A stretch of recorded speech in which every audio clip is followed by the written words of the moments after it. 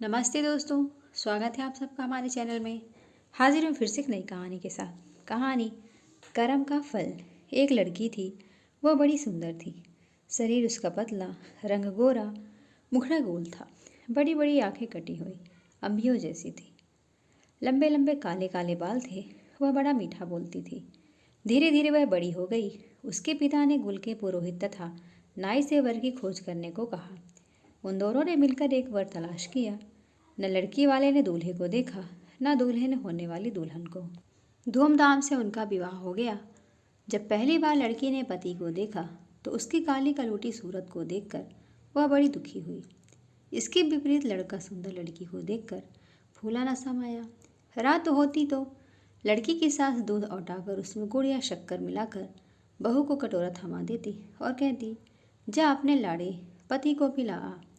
वह कटोरा हाथ में लेकर पति के पास जाती और बिना कुछ बोले चुपचाप खड़ी हो जाती। उसका पति दूध का कटोरा ले लेता और पी जाता। इस तरह कई दिन बीत गए। हर रोज़ ऐसे ही होता। एक दिन उसका पति सोचने लगा, आखिर यह बोलती क्यों नहीं। उसने निश्चय किया कि आज इसे बुलाया नहीं मानूंगा। जब तक यह कहेगी नहीं कि दूध पी लो, मैं इसके हाथ से कटोरा नहीं लूँगा।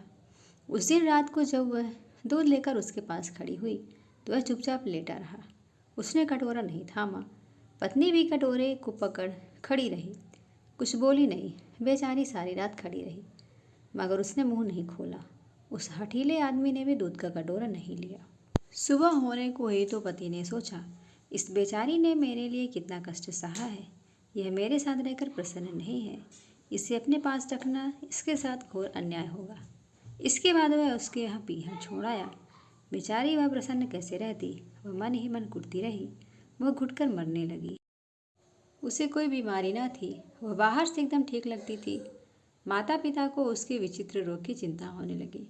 वे बहुत से वैद्यों और ज्योतिषियों के पास गए, पर किसी की समझ में उसका रोग नहीं आया। अंत में एक बड़े ज्योतिषी ने लड़की के रंग रूप और चाल ढाल को देखकर असली बात जान ली। उसने उसके हाथ की रेखाएं देखी। ज्योतिषी ने बताया, बेटी, पिछले जन्म में तूने जैसे कर्म किए थे, तुझे ठीक वैसा ही फल मिल रहा है।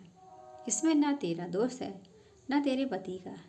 तेरे पति ने पिछले जन्म में सफ़ेद मोतियों का दान किया था और तूने ढेर सारे काले उड़द मांगने वालों की झोलियों में डाले थे।